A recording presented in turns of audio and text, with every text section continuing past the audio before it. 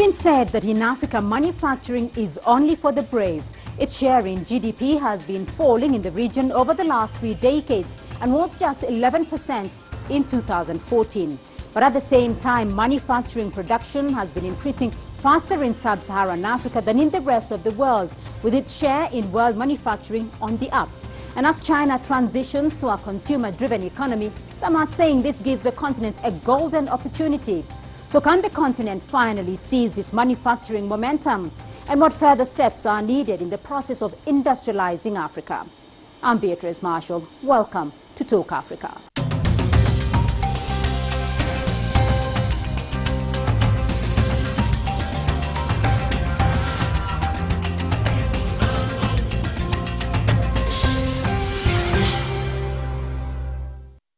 Now, Africa is thinking industrialization. Economies on the continent of 1.2 billion people are aggressively looking to reduce dependence on the once prosperous but now uncertain future of the commodities trade. Experts tout economic diversification and value addition as the key drivers for Africa's economic transformation. And the continent is now working with partners like China to achieve its industrialization goals. Africa contributes only 2% of global manufacturing output. Over the past 2 decades, the continent's economies have largely been driven by the commodities trade, but returns from this cycle have been on a steady decline, causing strains in national budgets for countries heavily reliant on goods such as oil and metals. Analysts now vouch for diversification as the only obvious option to cushion African markets from a global slump in commodity prices. When you look at what is happening to Nigeria, to Gabon, to Equatorial Guinea, to Angola, particularly Angola and Nigeria, the slump in oil prices, at 60% decline in prices in the last 2 years, that is affecting their balance of payments. They don't have enough dollars. It's also affecting government revenue because the governments are so dependent on royalties from oil. And they're having to deal this with more borrowing, either from the IMF, World Bank, or China itself. These shifts in global markets come at a time when China, Africa's largest trading partner and the world's leading manufacturer, is restructuring towards a more consumer and services-based economy. Many Chinese manufacturers are anticipated to relocate to Africa, making the continent a potential hub for the world's industries.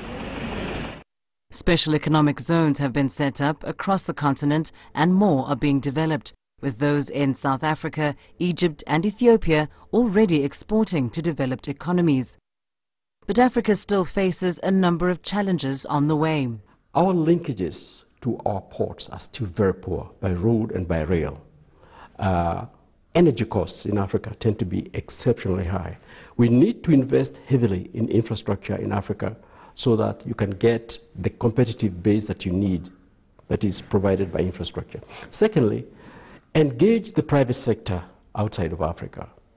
It is good to talk to the governments there. It's good to talk to embassies and multilateral development agencies. But you've got to engage the industrialists themselves.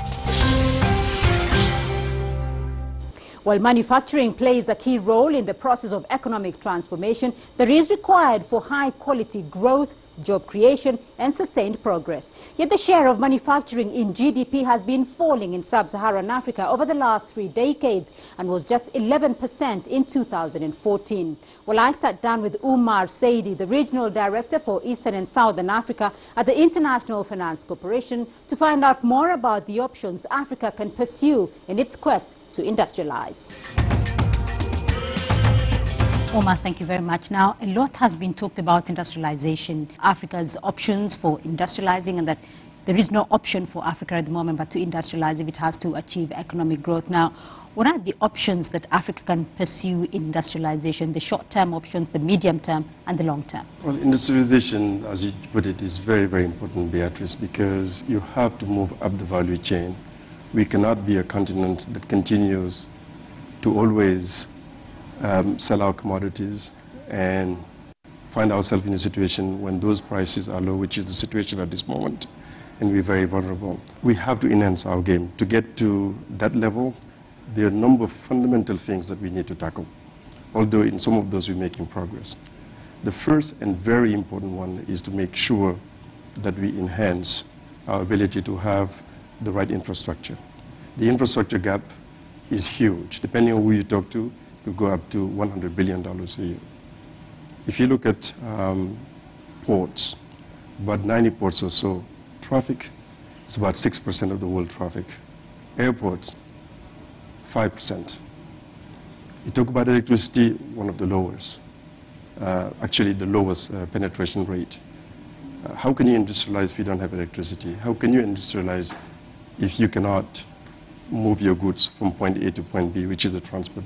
So infrastructure is important. Second thing that is important is to enhance the investment climate, to make it easier for people to do business so that they can take us to the value chain.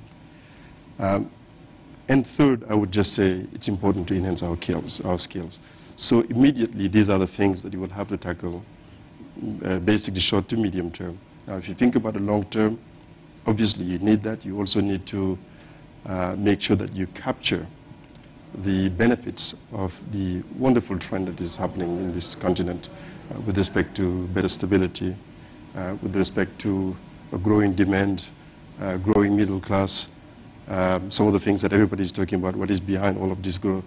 But you also think about things such as the special industrial zones, which have been successful mostly outside of Africa. Right. Some of those are called industrial parks, etc., etc.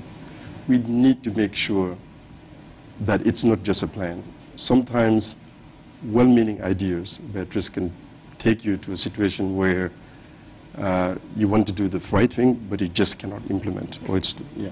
I want to come back, though, to your question, to your issue about infrastructure and the funding infrastructure gap there, because you've talked about it could be up to 100 billion that is needed to fund infrastructure. Where is the gap there? Where is Africa finding that money? Is Africa actually bridging that infrastructure gap if it is key for industrialization? Well, this is where I really want to emphasize the fact that everybody's support is welcome, whether you're talking about the development finance institution, the local financial institutions that they work with, other countries such as China, European countries, and everyone.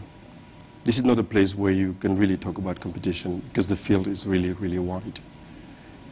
But it is a place also where you sometimes have to think a little bit out of the box and look at the realities.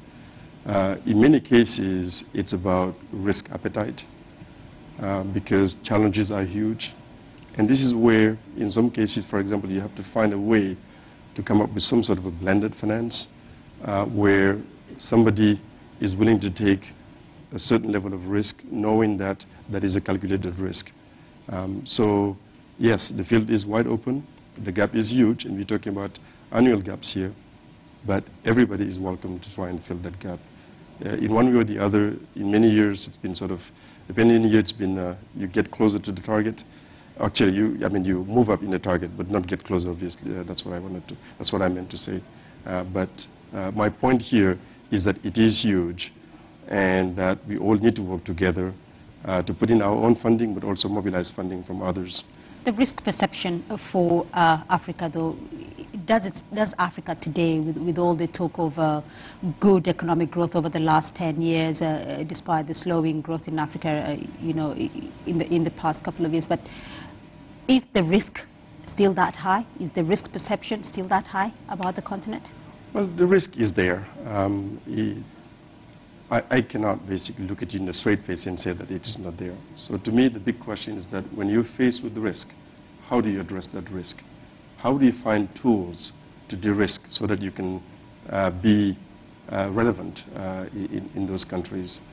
Year in, year out, we see lots of gains in terms of stability. If you look at the map today and you go 10 years back, it is a different map.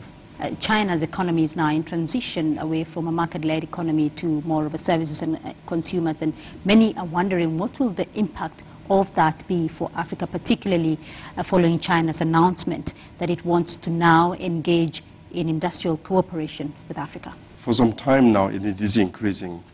One of the consequences of what China is doing right now is that they're having more and more higher wages. And that's traction to basically coming to places like Ethiopia, or neighboring countries or places that are intrinsically known for having low labor costs to try and basically leverage that. So that trend is allowing us, is opening, I would say, doors for some of our countries. But it's not that easy to. So labor cost is definitely an advantage that we have. We also have the raw material next door. But that's not just what you need. And this takes me to the point I was making earlier about infrastructure. I mean, think about logistics. Right? So sometimes just moving things, just the cost of that is higher in terms of relative percentage than these advantages that you have. So if you cannot leverage those in a way, then that advantage will disappear. And let me just give you an example of an industry where a niche has been found, which actually makes sense. And this applies to both Kenya and Ethiopia. Look at the flour industry. You have logistics of two countries that have an airline, I guess a national airline, that has basically daily flight to certain markets. You have a weather that makes it possible to have the right quality that you're looking for. If you put in an entity that can manage this well, and guess what? These are activities that are booming. We've actually invested in both countries in that industry, and we've seen the results. I don't even exclude the possibility of having these coming into a big market like in Netherlands, and perhaps even being stamped, say, made in Netherlands. But they probably were made in some of our countries. So you can, by looking at logistics, by looking at a good business model, obviously by working hard, and just taking an opportunity in a particular niche, you can basically make a difference. And that was the reason why I gave this example. If Africa were to surmount its industrialization challenges, aside from infrastructure and aside from building the labor force, the skills required for that, what else is needed? Well, leadership and really the capability to really also see that the private sector is part of the solution. Governments can just do so much. And that leadership will include discipline and organization.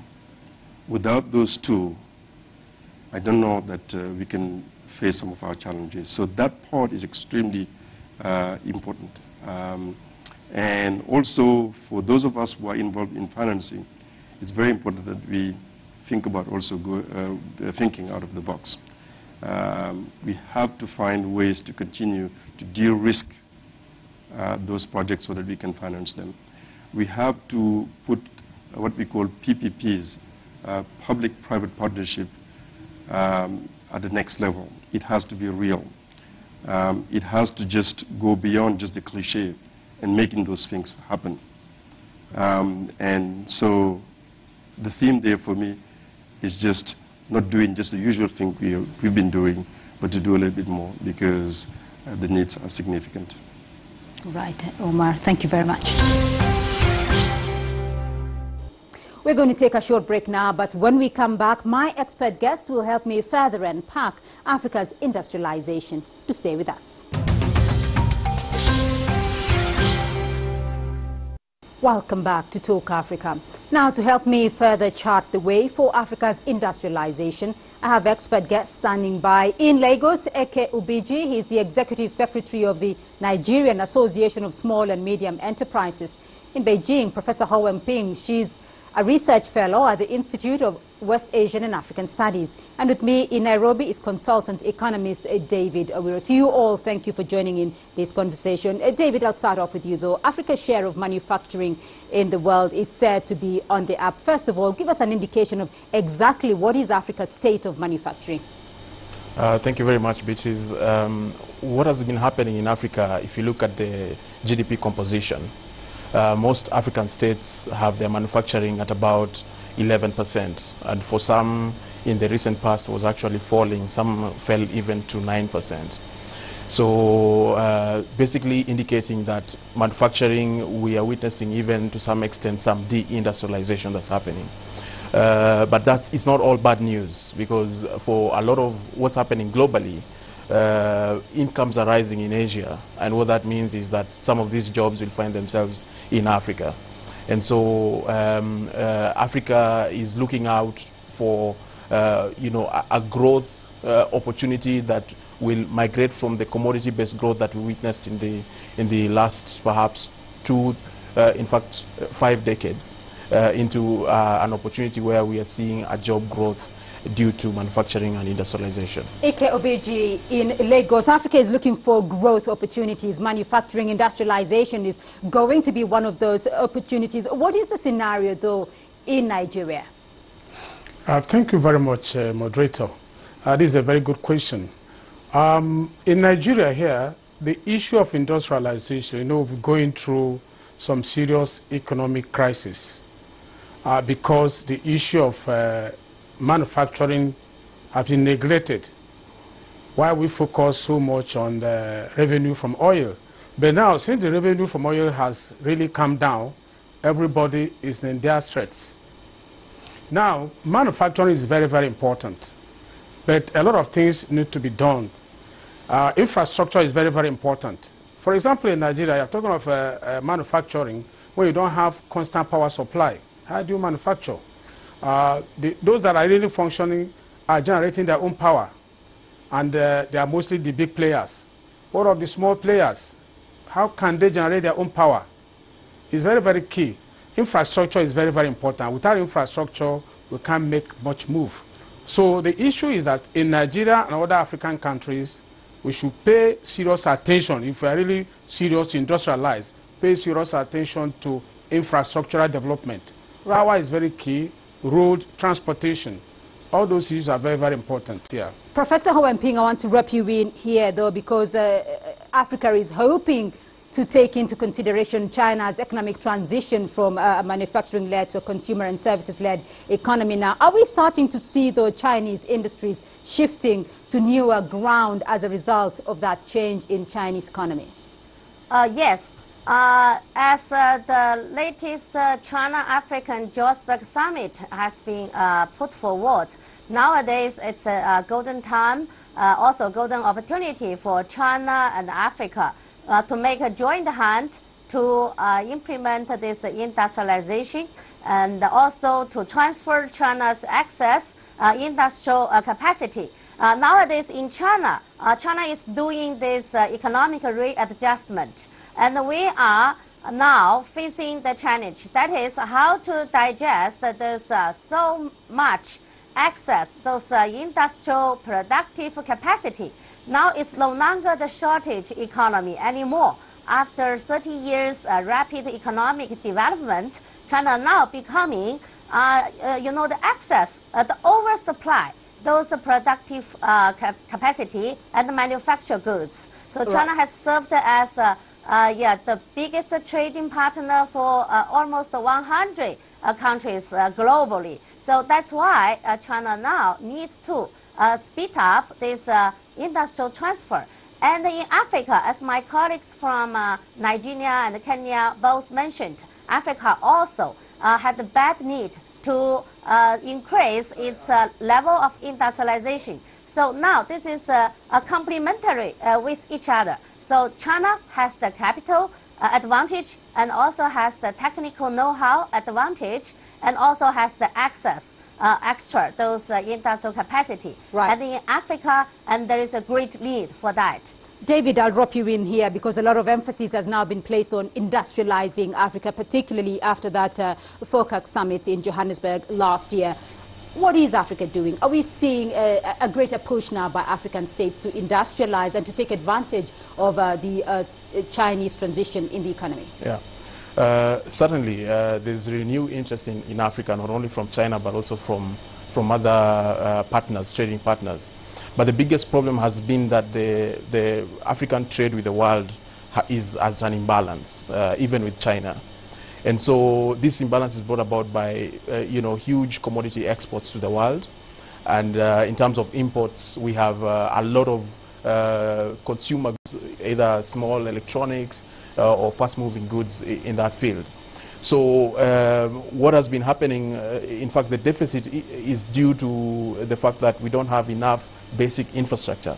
So crucial investments in roads, transport network, energy is very crucial, and that's where we see Chinese interest being complementary in the region, because a lot of the support that Africa is getting from China is towards putting up critical railway, roads, as well as investing in energy and telecommunications.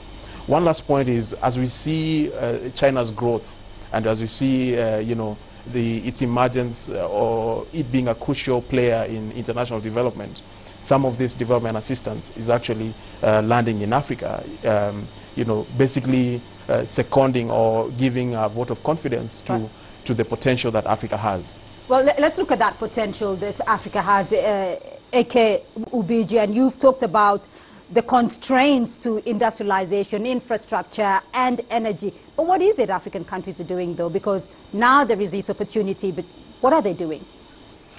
You're quite right, moderator. The opportunities are there. There's no doubt about that.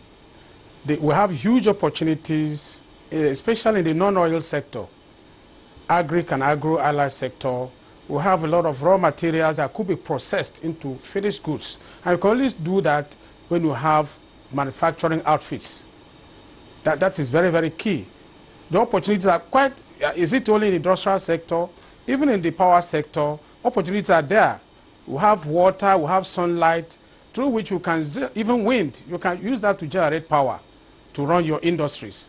So in the telecom sector, a lot of things have happened in the past few years. The telecom industry in Africa is really moving very strongly.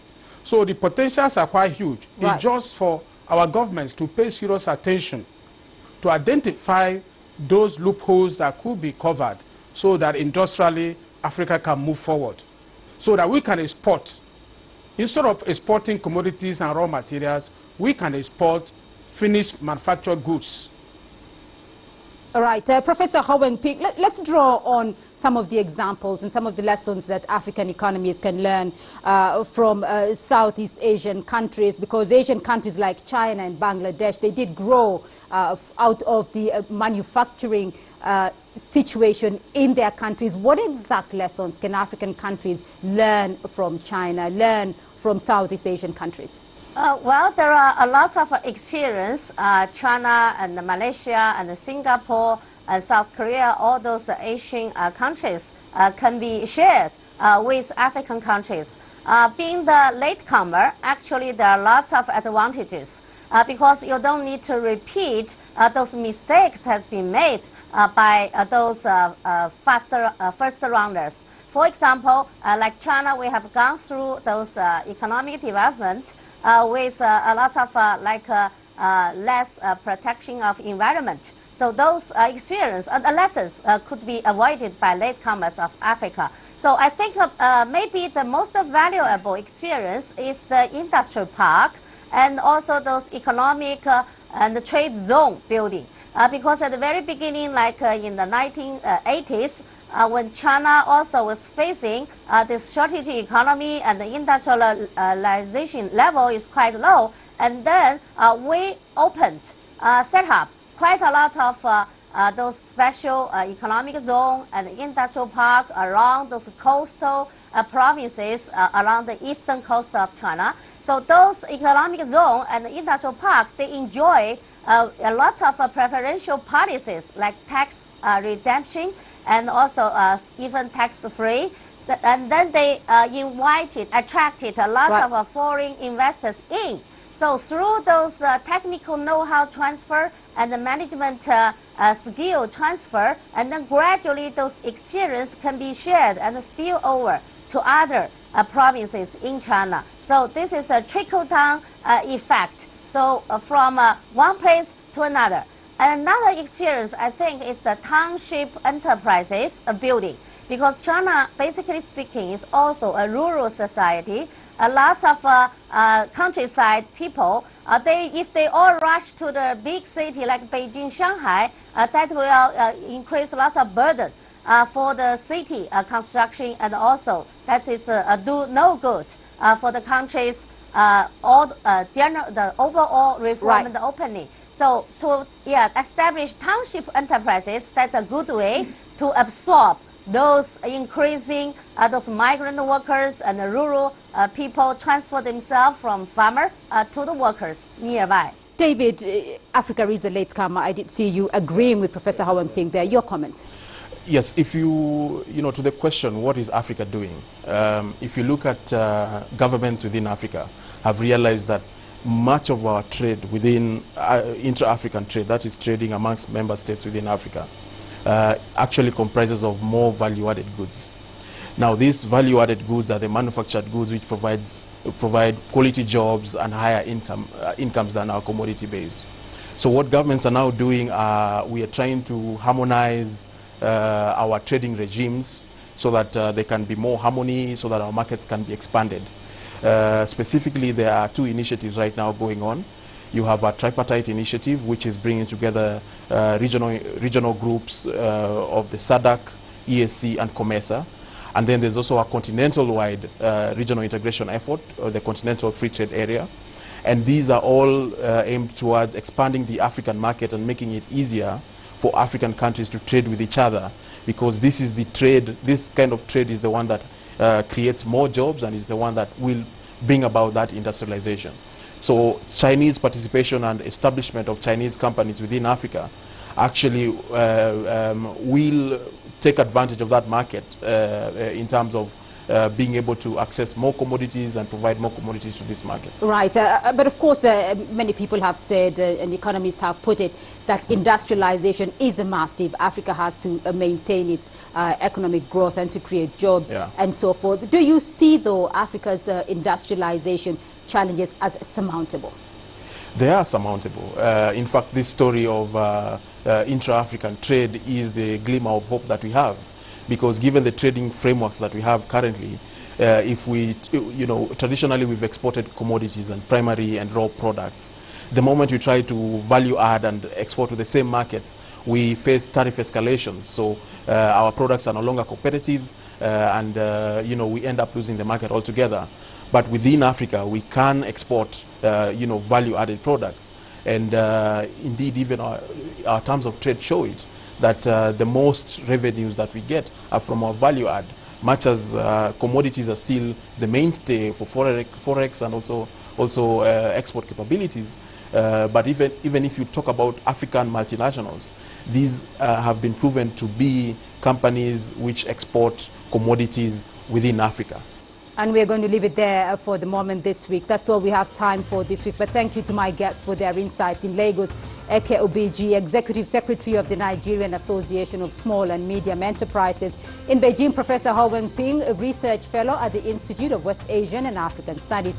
And in Nairobi here with me, consultant economist David Owiro. Thank you all for joining in the conversation. And remember, you can join the conversation online through Facebook, Twitter, and YouTube. To join us again next week for another edition of Talk Africa. Goodbye.